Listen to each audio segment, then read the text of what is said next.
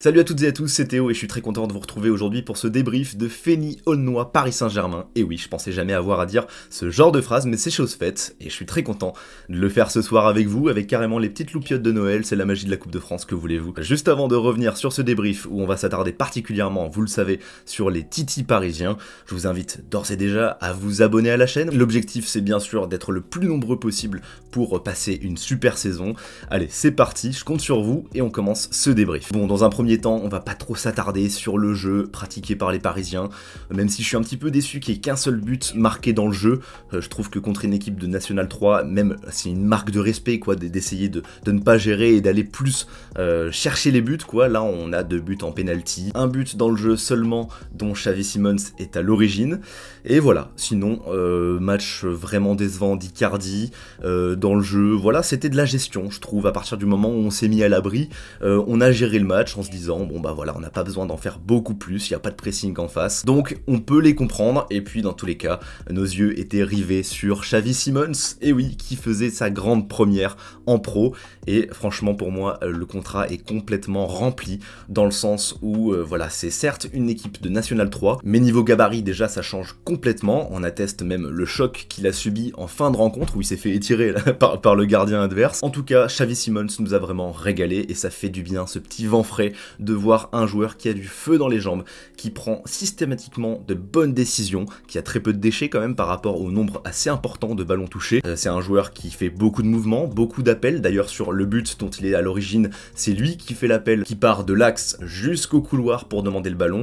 Ensuite il la remet en profondeur, et puis la suite vous la connaissez, finition de Kylian Mbappé. Mais ce qui est marrant, c'est qu'on retient même pas le doublé d'Mbappé ce soir. On avait vraiment envie de mettre les jeunes à l'honneur, même si Mbappé est jeune, mais pour nous c'est carrément un daron, hein. Il a je sais pas combien d'années de carrière derrière lui. Enfin bref, Kylian, vous le connaissez, Xavi Simons, Edouard Michu, tout ça, un petit peu moins. Donc c'est pourquoi on avait vraiment envie systématiquement de la donner à ces jeunes-là pour qu'ils tentent leur chance. Et je pense que c'est vraiment le petit regret, si on doit en cibler un, c'est la finition, ou en tout cas le manque d'occasion franche pour Xavi Simons.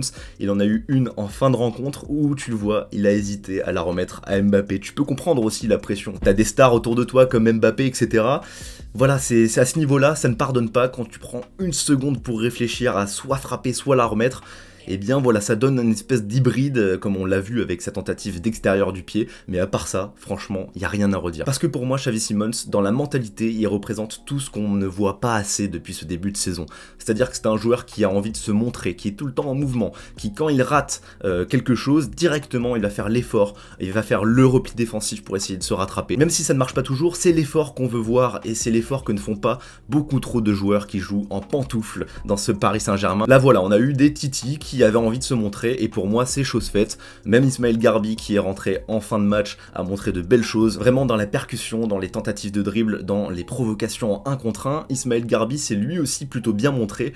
Celui qu'on demande à revoir évidemment c'est Edouard Michu, qui avait un rôle peut-être plus reculé au milieu de terrain, qui le met forcément moins en lumière. Pour revenir sur le chouchou du soir, Xavi Simons, là où il m'a vraiment bluffé, c'est sur ses premières prises de balle. En tout cas, à chaque fois qu'on lui donne le ballon, je trouve que ce soit un contrôle pour s'orienter dans un sens ou dans un autre, c'est toujours pertinent. Mais surtout ce qui m'a intéressé, c'est sa volonté à remettre en première intention, en une touche de balle. Vous voyez par exemple un schéma où t'as des joueurs arrêtés autour de lui, il analyse la situation et directement il met la petite passe qui va dynamiter la chose, et bah ça fait le taf et ça enclenche directement un petit jeu en triangle, et on a déjà pu constater un semblant de relation technique, je trouve, entre Mbappé et Xavi Simons, même si forcément c'est approximatif. Pour le moment t'as que quelques minutes de jeu entre les deux joueurs, mais forcément c'est encourageant et tu n'as envie que d'une chose, c'est de les revoir sur le terrain. Mais quand tu vois ce que proposent certains joueurs, franchement, tu te demandes comment ces joueurs ne peuvent pas être intégrés depuis plus longtemps. Voilà, en tout cas, soirée réussie pour les jeunes, soirée réussie pour Xavi Simons, qui mine de rien avait quand même pas mal de pression, parce qu'on l'attend quand même, Xavi Simons, depuis un moment.